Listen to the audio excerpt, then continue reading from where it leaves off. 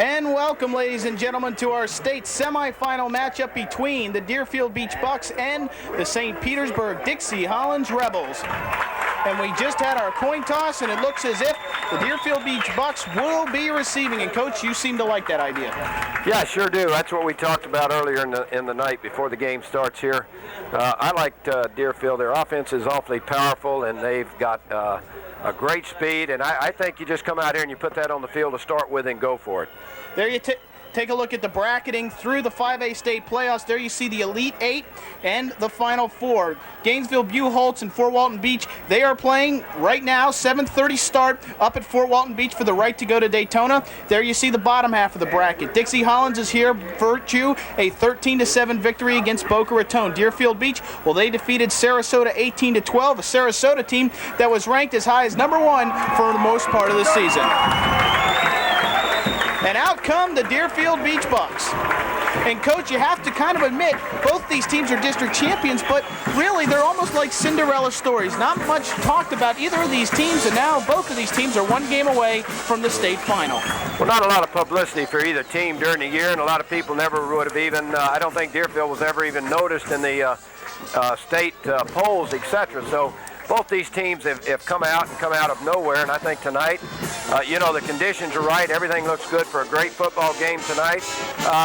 Emotion, you can't really look at emotion because both of them are into the playoffs. It's the last game of the week. Next week they go, so everything's riding on it. They should both be sky high and just ready to have a great football game. Glenn Davis will be the kicker tonight, or at least handing the kickoff duties for Dixie-Hollins.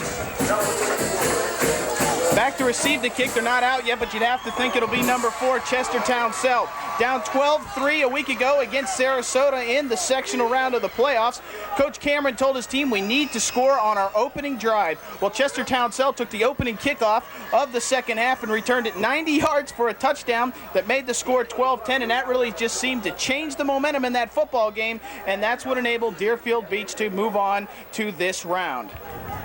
Kind of makes you wonder, looking at Chestertown South and what he's done in the runbacks he's had this year. You can't really imagine anybody kicking deep to this Deerfield Beach team. I'm going to be real surprised if they don't pooch kick this thing down to about the 20-yard line or 25 and try to keep it out of Chestertown South's hands. The other back, there you see Kelly Williams. He'll be back also to receive the kick. And the ball is off. And the ball is on the ground. It is hit, and I believe Dixie-Hollins has recovered the football.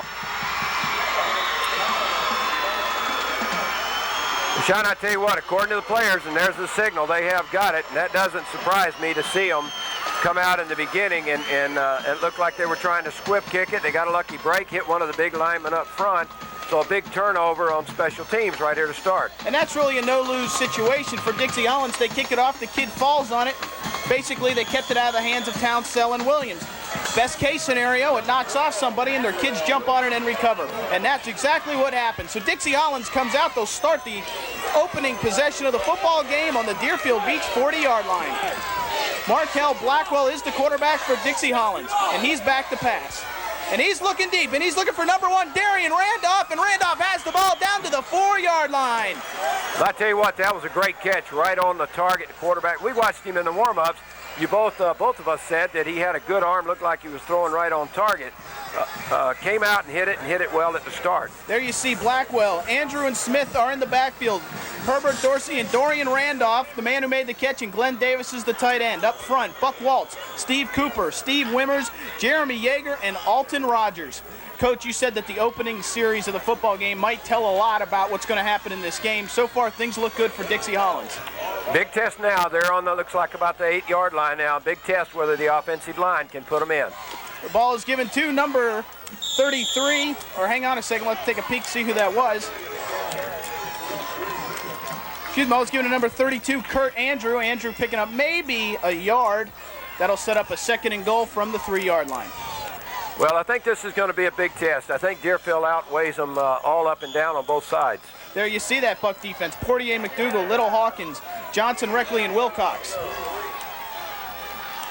Tigner, Emerson, Burgess, and we'll get to the rest of the secondary in a minute. And once again, they give the ball to Andrew, and Andrew tries to power his way into the end zone. Very close.